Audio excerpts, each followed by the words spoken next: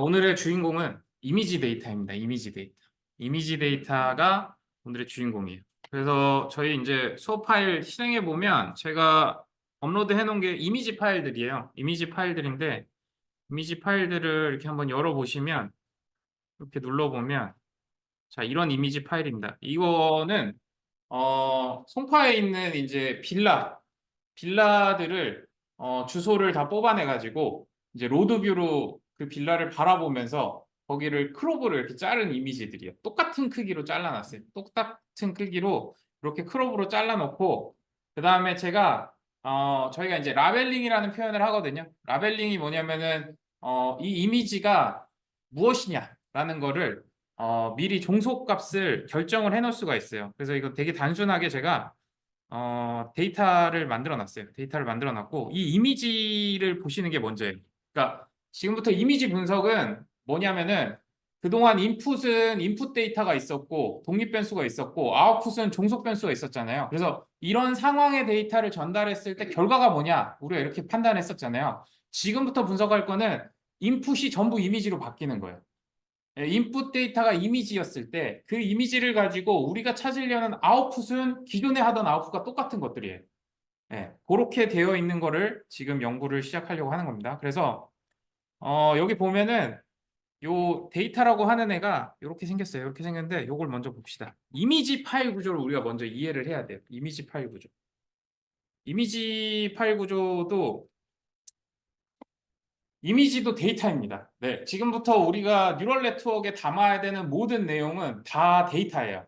그게 뭐 시계열 정보가 됐든 신호 정보가 됐든 아니면 이미지가 됐든 아니면 뭐 영상이 됐든 아니면 그게 소설이 됐든 문서가 됐든지 상관없이 우리가 취급해야 되는 건 전부 데이터로 환원할 수 있어야 여러분들이 분석이 가능합니다.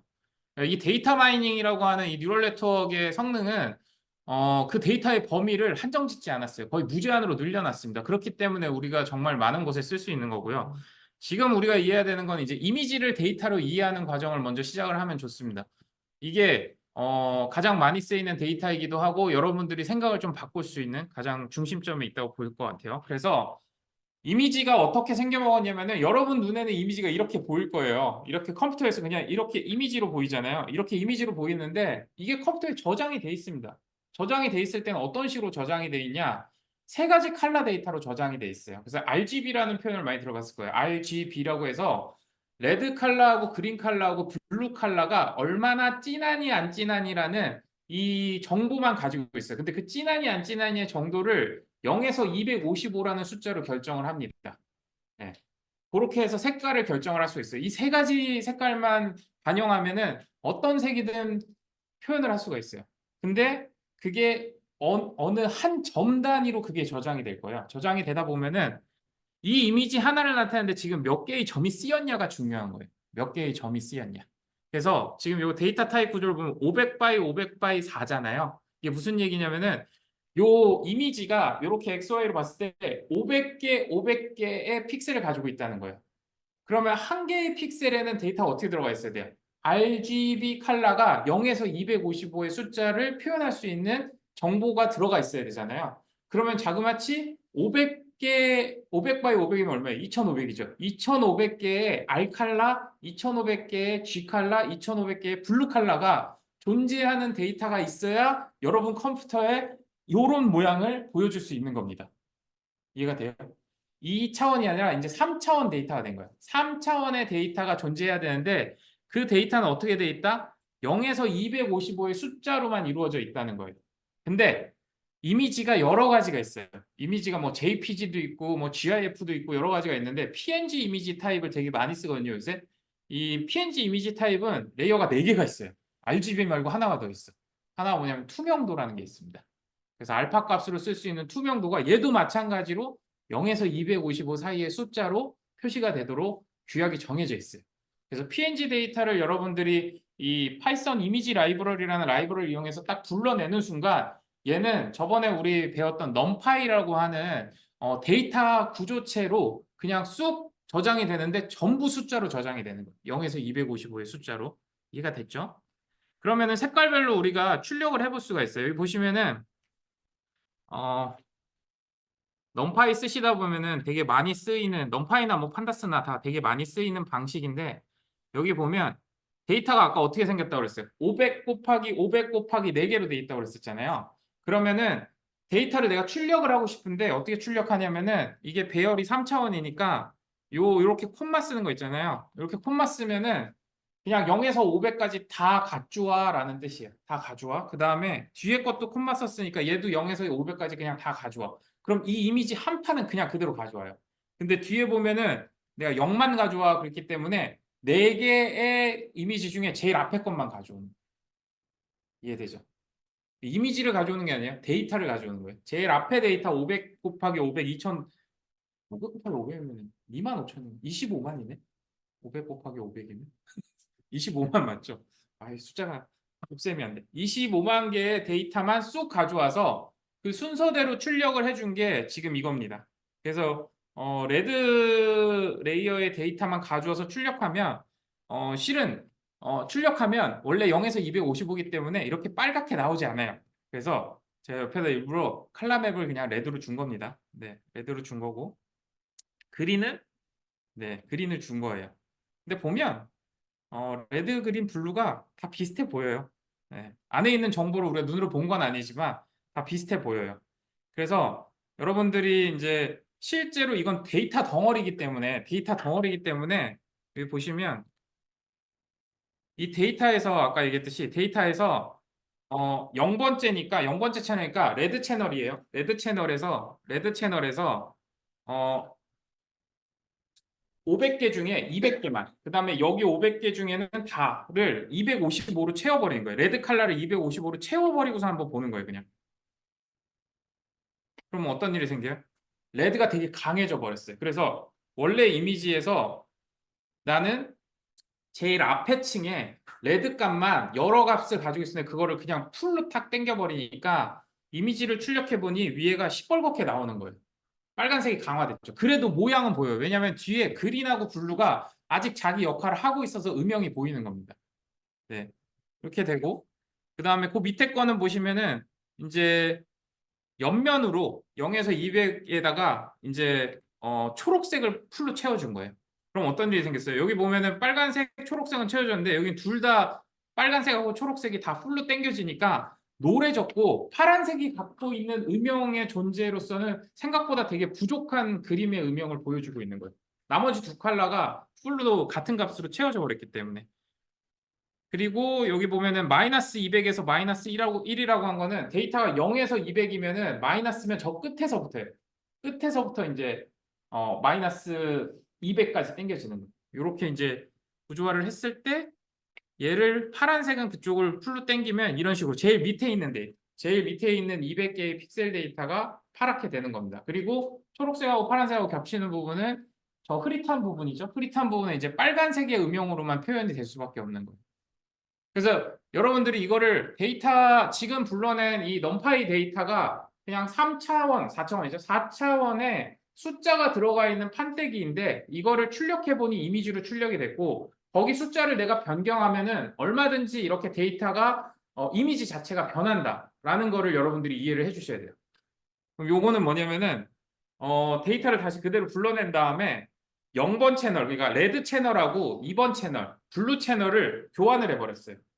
네, 교환을 해가지고 둘이 바꿔치기 하니까 원래 이 건물 자체가 보시면은 생각보다 붉은색이 좀 강한 건물이었잖아요. 붉은색이 강하다는 건 뭐냐면은 RGB 레이어 중에 R 레이어가 숫자가 생각보다 훨씬 더 크다는 거예요. 왜냐면 얘가 더 세게 나와야 되기 때문에.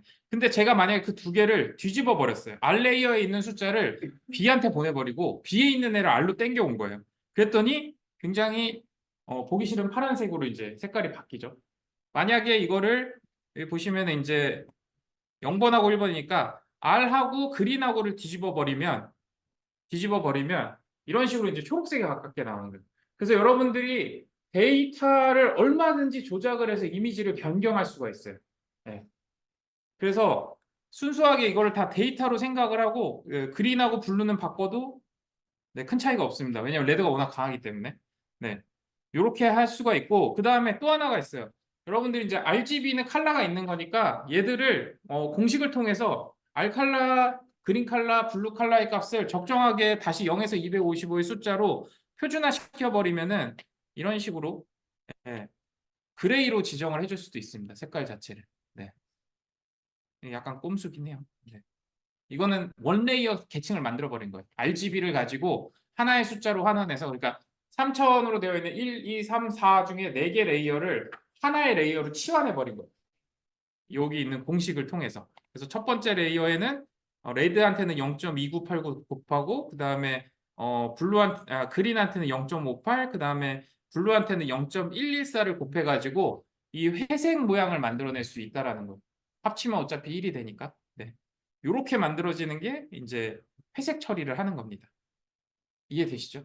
그러면은 우리가 이미지 데이터에서 정보를 끌고 와가지고 넘파이 데이터 구조체를 만들었다면 반대로 넘파이 구조체를 가지고 이미지를 만들 수도 있어요. 그래서 여기 보시면은 제가 임의로 이렇게 이미지를 생성을 해봤어요. 그러면 여기 배열을 보면 이제 제일 첫 번째 레드 레이어에다가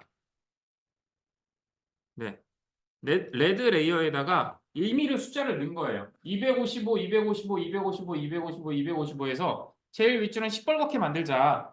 그 다음 줄은 0000에서 빨간색은 하나도 주지 말자. 두 번째도 주지 말고 그 다음에 다섯 번째 줄에는 빨간색을 최대한 크게 줘가지고 그라데이션처럼 이렇게 내려보내자. 여섯 번째는 그라데이션 다시 올려보내자. 예, 이렇게 해서 지정을 해주고 그린 같은 경우에는 첫 번째 줄은 비우고 두 번째 줄을 다 채우고 세 번째 줄은 비우고 네 번째 줄에서 그라데이션을 주자라는 거고요. 그 다음에 블루 컬러 같은 경우에는 첫 번째, 두 번째에서 비우고 세 번째 줄에 블루가 나오는 거예요. 그런 다음에 마지막에 이 투명도에서는 제일 왼쪽은 투명하지 않고 점점 투명해지게 이렇게 숫자를 넣어준 거예요. 이 숫자 자체를 이해하시면 이미지랑 숫자랑 치환되는 과정을 이해할 수가 있어요. 그렇게 해서 얘를 이렇게 이미지라고 하는 넘파이에다가 다 합쳐버렸어요. 합쳐서 3차원을 만든 다음에 이미지 출력해라 그러면은 우리가 지정한 대로 레드, 그린, 블루로 이제 지정이 되고 그 다음에 이제 이 투명도가 이렇게 진행이 되고요. 밑에는 색깔들이 그라데이션 서로 섞여 있는 겁니다. 섞여서 이렇게 표시가 되게끔 그림을 그려낼 수 있어요. 그래서 여러분들이 이 위에 배열을 여러분 마음대로 좀 바꿔가지고 여기를 이제 뭐 투명도를 나는 안 줄 거야. 그러면 이제 다 똑같이 투명도를 안 주게끔 이렇게 해가지고 숫자를 바꿔보면서 그러면 이제 투명도가 없어졌죠. 네. 이런 식으로 이 숫자의 의미와 그 다음에 데이터 구조체와 그 다음에 이미지 이들의 상호작용을 여러분들이 충분히 이해를 해야 돼요. 왜냐하면은 데이터가 어떻게 작동하는지를 알아야 이 데이터가 무슨 의미를 가지고 있는지를 알아야 실은 여러분들이 분석 결과를 유추해낼 수가 있잖아요. 그리고 알고리즘을 짤 수가 있잖아요. 그렇기 때문에 이 데이터 타입이 어떻게 됐을 때 이미지하고 어떻게 상호작용하는지 여러분들이 아셔야 됩니다. 그래서 이건 뭘까요? 네. 요거는 이제 지금 데이터 출력한 값들이 각각 그 픽셀별로 어떻게 지정이 된 건지 숫자를 볼 수가 있는 거예요. RGB 숫자랑 그 다음에 밑에 투명도 데이터들이 지금 위에서 지정한 것들 그대로 출력한 거긴 합니다. 출력한 건데 어떻게 표시가 되는지 볼 수 있게끔 재미나이가 해줬어요. 원래는 여기까지 없었는데 다 해주더라고. 이해돼요? 이미지가 데이터다라는 걸로 이해가 되십니까? 네. 그럼 이제 우리는 이미지를 분석할 수 있는 힘을 얻은 겁니다. 컨볼루셔널 2D로 넘어갈게요.